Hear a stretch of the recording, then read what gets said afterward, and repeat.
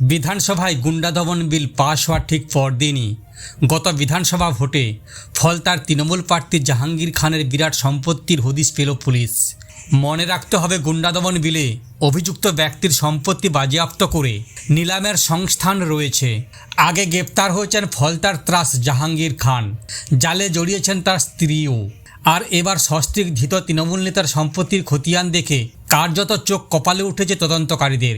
Police সূত্রে দাবি, নামে ও বেনামে বিপুল সম্পত্তির অধিকারী ফলতার পুষ্পা ও তার স্ত্রী।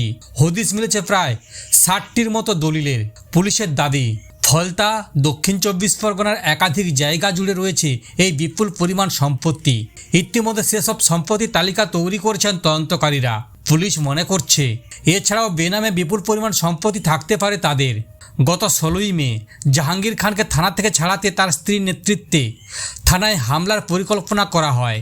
পুলিশ ও র্যাবের সামনে প্রবল বিশৃঙ্খলার পরিস্থিতি তৈরির চেষ্টা করে পুষ্পা বাহিনী। যদিও পুষ্পা বাহিনীর সমস্ত পরিকল্পনা বানচাল হয়ে যায়। এই ঘটনার পর বুধবার ফলতায় জনকল্যাণ শিবিরের মঞ্চ থেকে করা হুঁশিয়ারি দেন মুখ্যমন্ত্রী শুভেন্দু অধিকারী। দেন সম্পত্তি বাজেয়াপ্ত করার হুঁশিয়ারি। এরপর গতকাল বিধানসভা থেকেও পাস হয়েছে গুন্ডা দমন বিল। বিল নিয়ে বলতে গিয়ে ফের গুন্ডাদের সম্পত্তি বাজেয়াপ্ত করার হুঁশিয়ারি শোনা যায় তার মুখে। সোমবার বিধানসভায় পাস হয়েছে গুন্ডা দমন সংক্রান্ত দুটি বিল। এবার আইন শৃঙ্খলায় গুরুতর অবনতি থেকে হিংসাত্মক বিক্ষোভের আঁচ ফেলে এবার ঘটনা ঘটার আগেই অভিযুক্তকে গ্রেপ্তার করতে পারবে পুলিশ।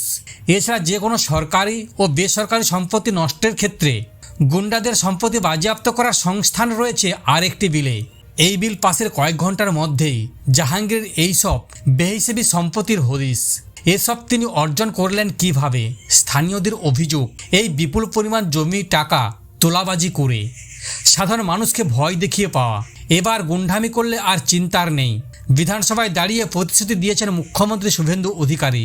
বিক্ষোভ প্রতিবাদের নামে সরকারি বা ব্যক্তিগত সম্পত্তি নষ্ট করলে এবার কড়া পদক্ষেপ নেওয়া হবে। অভিযুক্তদের ঘটি বাড়ি বেচে ক্ষতিপূরণ আদায় করবে সরকার। সোমবার বিধানসভায় গুন্ডা দমন বিল পাস করাতে গিয়ে ছত্রে ছত্রে সেটাই পরিষ্কার বুঝিয়ে দিয়েছেন মুখ্যমন্ত্রী। এবার জাহাঙ্গীর ও তার স্ত্রীর এইসব সম্পত্তি নিয়ে কী করবে প্রশাসন? উত্তর মিলবে শীঘ্রই।